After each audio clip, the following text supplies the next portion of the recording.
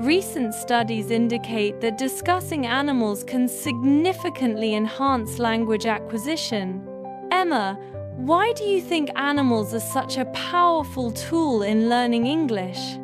Well, David, when people talk about their pets or favorite animals, they often feel more relaxed and open.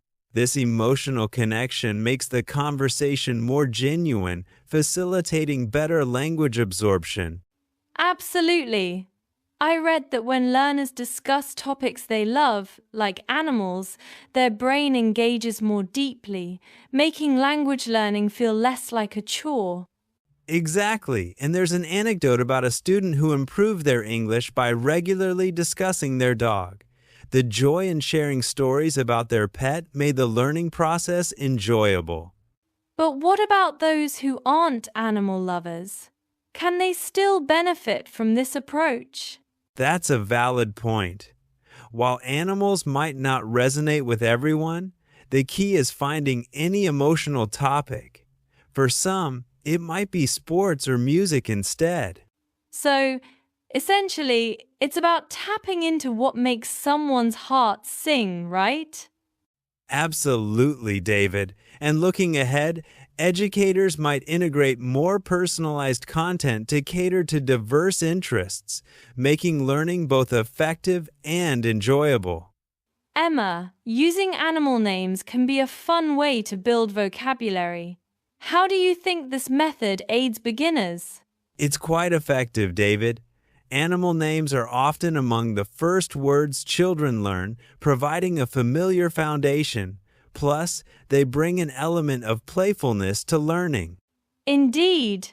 I remember repeating dog, cat, and bird in different sentences during my early language lessons. It was both amusing and educational.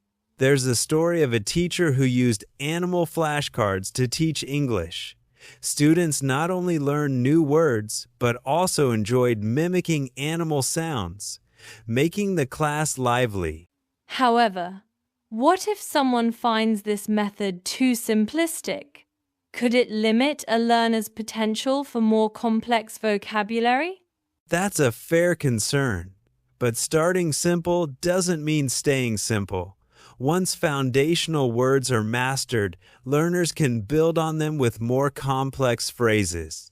Right, like moving from the cat is sleeping to the cat is peacefully resting on the windowsill, correct? Exactly. And in the future, incorporating digital tools can further expand vocabulary in engaging ways, making learning dynamic and personalized. Emma, pet stories seem to be a great way to practice conversational English. What's your take on their impact? Pet stories are wonderful. They naturally encourage narrative skills. Sharing tales about a mischievous dog or a clever cat helps learners practice storytelling in a relatable manner. I agree. People often light up when recounting their pet's antics, making the conversation more animated and engaging. There's a charming story of a student who couldn't stop talking about her parrot's ability to mimic her voice. It became a weekly highlight in her language class. That sounds delightful. But what about learners without pets? Could they feel left out in such discussions?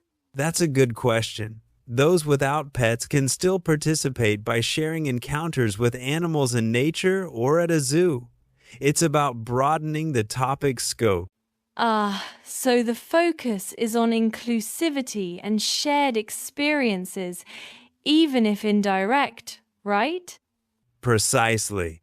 As we move forward, creating platforms where these stories can be shared globally might foster a more connected and interactive learning environment.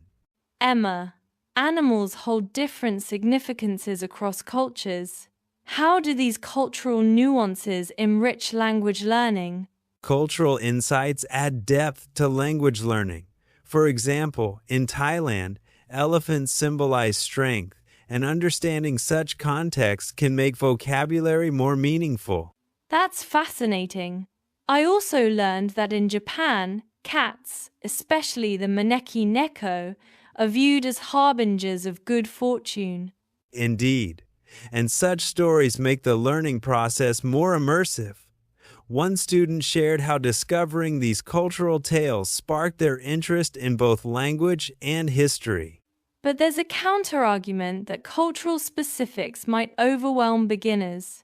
How can this be addressed? True, but introducing cultural elements gradually can prevent overwhelm. Start with familiar concepts before delving into more complex cultural stories. So, it's about layering information to build a comprehensive understanding, correct? Exactly. Looking ahead, language apps could integrate cultural quizzes, offering learners a fun way to explore global perspectives while learning new vocabulary. Emma, how can practicing language in natural settings, like parks, enhance learning? Natural settings offer a multisensory experience, making language practice more memorable. Observing and describing real animals can cement vocabulary in a learner's mind. I remember taking language walks where I described everything I saw, from birds in the trees to dogs playing fetch. It really brought the language to life. There's a case of a language group that met weekly in a botanical garden. They reported significant improvements in fluency by using real-life observations as conversation starters. But what about learners who live in urban areas without easy access to nature?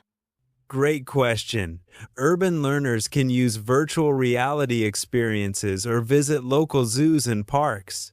The key is engaging with any available natural elements. So, finding creative solutions to connect with nature, even in urban settings, can still provide valuable learning opportunities? Absolutely. In the future, integrating technology with real-world experiences could revolutionize how we approach language learning, making it accessible to all. Emma, as we wrap up, what final thoughts do you have on using animals in language learning? Animals provide a universal theme that can make language learning enjoyable and effective. They're relatable, evoke emotion, and offer endless conversational possibilities. That's a wonderful summary. We've explored various ways animals can enhance vocabulary, practice, and cultural understanding. Exactly, David. And it's not just about animals, but finding any passion that makes language learning feel natural and fun. However, it's important to remain adaptable and find what resonates most with each learner. Right. Flexibility is key. As we move forward, educators and learners should embrace diverse methods to keep the learning process dynamic. Well, that's all for this episode. Thanks for listening, and we'll catch you next time. Bye-bye. Bye, everyone. Keep exploring and let your language skills take flight. Row.